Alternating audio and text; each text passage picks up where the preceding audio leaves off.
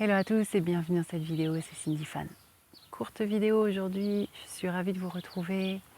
J'aimerais vous parler un petit peu des nouvelles énergies là, que je ressens depuis plusieurs jours, qui sont des énergies de feu et d'électricité, qui sont très intenses. Alors voilà, je sens qu'on va passer maintenant vers une phase d'accélération et une grande phase d'épuration. Donc, qui dit le mot épuration dit aller vers la pureté du cœur. Donc ça travaille fort à l'intérieur parce que ça nous demande encore une fois à lâcher tout ce qui nous dessert, tout ce qui est toxique à l'intérieur, tout ce qui nous empêche finalement d'évoluer, de grandir dans le cœur, dans l'amour, dans la paix, dans la joie, dans la tranquillité. Voilà. Et donc ça nous demande une grande gestion actuelle au niveau des pensées et des émotions. Pourquoi ? Parce que depuis bien trop longtemps, depuis des centaines d'années, le mental, l'ego, s'est pris pour l'âme. Vous voyez, il s'est cru le mettre à bord. Et donc, prenait toutes les directives et a créé en fait beaucoup de personnages, c'est-à-dire des masques encore et encore, qui finalement vous ont éloigné de votre propre lumière. Et aujourd'hui, tout ça est en train de sauter parce qu'on vous demande de revenir vers votre authenticité, vers votre propre essence divine. Et donc, ça vous demande énormément d'intériorité, de ralentir et puis d'être à l'écoute de ce que vous désirez vraiment, des aspirations de votre cœur. Ça vous demande également d'être conscient de quels sont vos besoins. Parce que je vois beaucoup de choses actuellement au niveau de beaucoup d'êtres qui souffrent parce qu'ils n'arrivent pas à reconnaître leurs besoins et surtout ils n'arrivent pas à exprimer leurs besoins. Alors ils ont des attentes et puis ils se sentent incompris et puis finalement ça crée beaucoup de frustration voire même de rancœur. Et c'est tellement dommage parce que j'ai envie de vous dire, si c'est votre cas, lorsque vous êtes déçu à l'extérieur parce que vous n'avez pas eu une quelconque aide ou soutien ou support ou écoute, j'aimerais vraiment que vous vous interrogiez, que vous vous dites attends une seconde, est-ce que j'ai osé demander de l'aide? Est-ce que j'ai osé ma vulnérabilité? Est-ce que j'ai osé exprimer, reconnaître mon besoin? Parce que les amis, c'est important de savoir aussi que écouter quelqu'un, ça demande de l'énergie.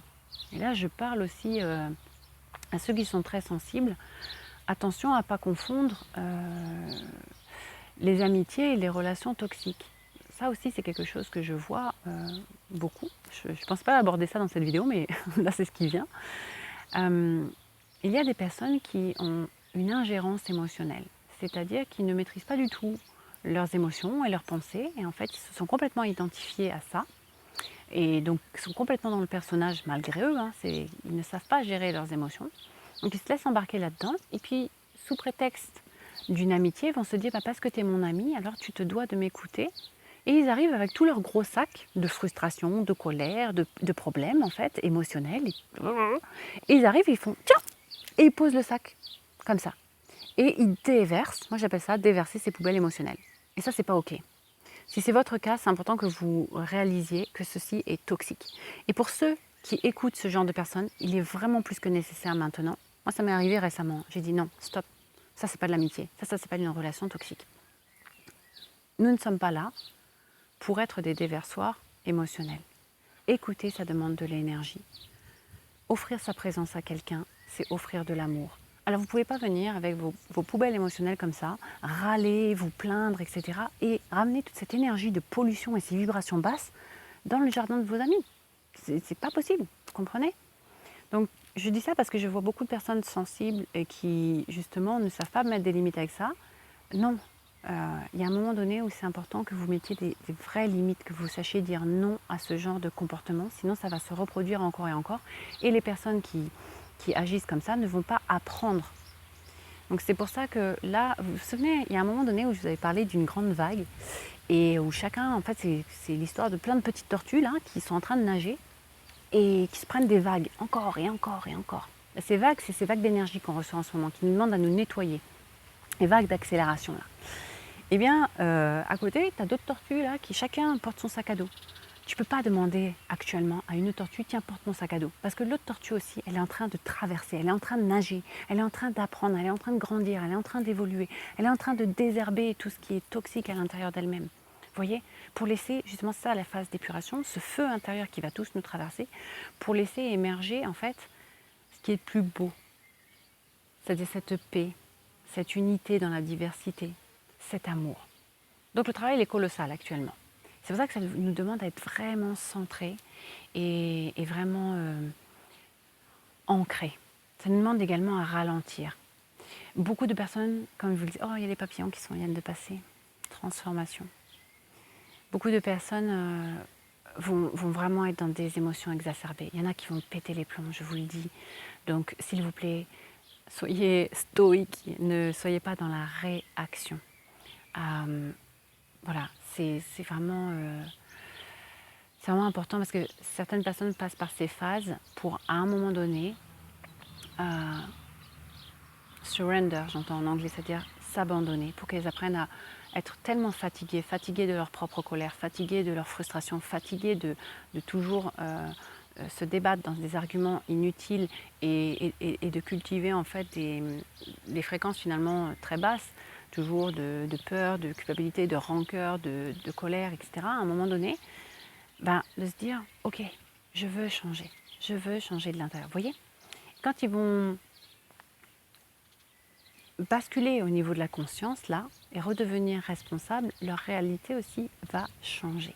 Parce que je vous l'ai dit, à chaque fois qu'on fait des prises de conscience, chaque fois qu'on élève notre niveau de conscience, notre réalité change puisqu'on manifeste aussi autre chose. Tout est une histoire vibratoire. On va vers un monde vibratoire. On n'attire pas ce qu'on veut dans la vie, on attire ce que nous sommes. Donc si vous vibrez dans la colère, la rancœur, la peur, tout ça, ça appartient à l'ego, le mental, qui en ce moment, là, le mental est en train de passer un sale quart d'heure.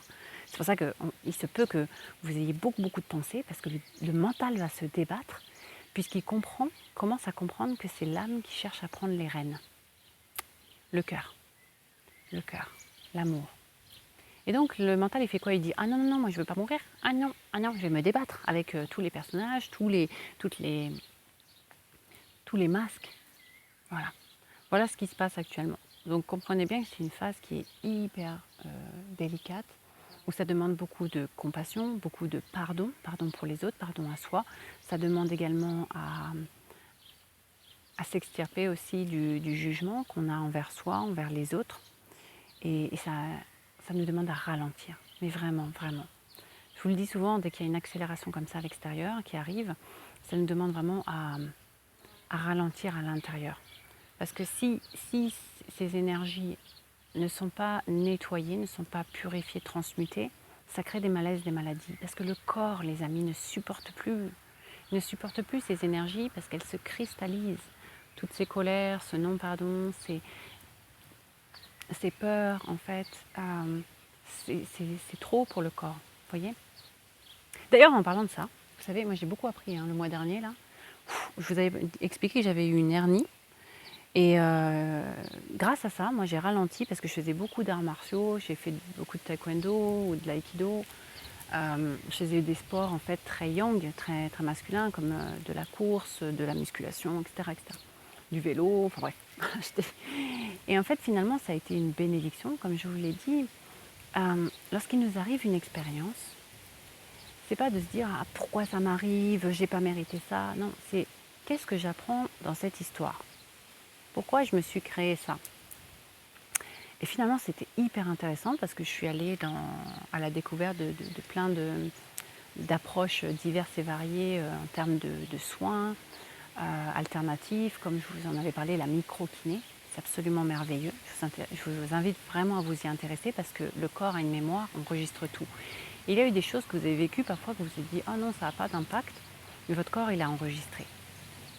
Sauf que maintenant, avec les énergies qui viennent, dès qu'il y a quelque chose qui réactive la mémoire, c'est puissance 1000. Parce qu'on ne peut plus fuir, mais vraiment plus. On est obligé de faire face et se dire, ok, je vais vraiment respecter tel ou tel besoin à l'intérieur de moi. C'est vraiment une question actuellement de poser ses propres limites, s'écouter, exprimer ses besoins. Voilà. Et donc, j'ai découvert la micro-kiné, j'ai découvert du sport beaucoup plus doux, par exemple le qigong, j'ai découvert également le stretching postural. Et puis, c'est drôle parce que je me suis rendu compte que la symbolique de la hernie, c'est nier l'air. Et en fait, je me suis dit, mais c'est une chance que je vive en campagne, parce que j'ai toujours vécu dans des grosses capitales, dans le monde entier, dans des grosses villes. Et mon corps avait besoin d'espace. Et oui, l'air nier l'air, nier l'espace dont on a besoin. Ce besoin d'espace, voilà.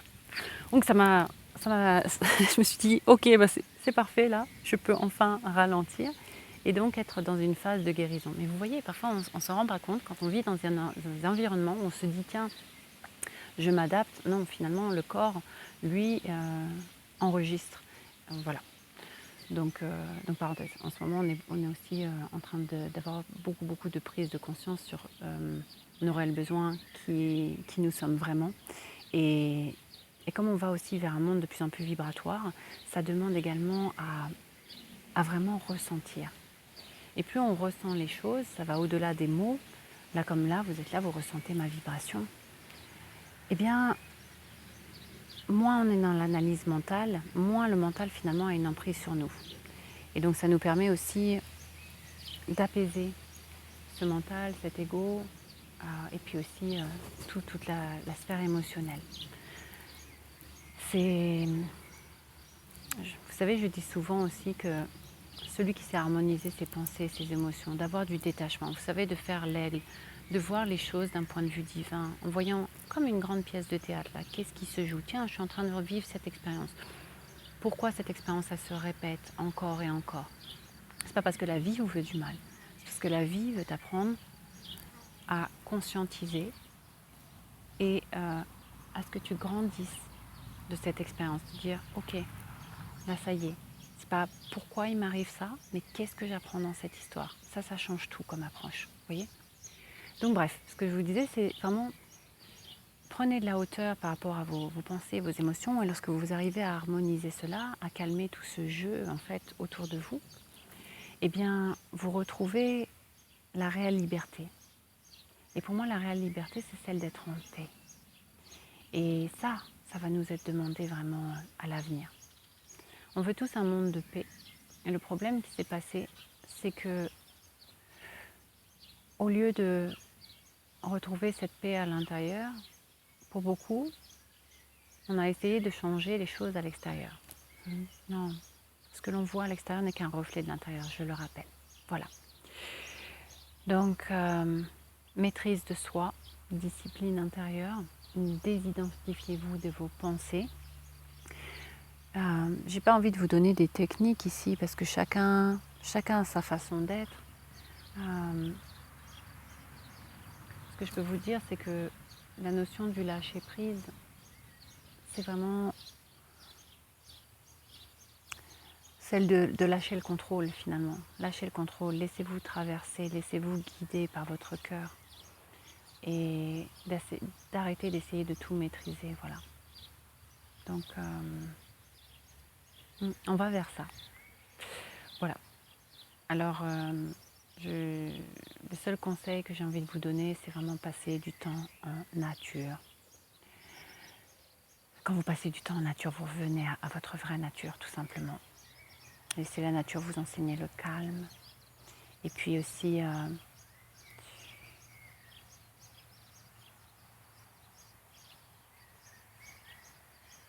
passer du temps de méditation, à respirer.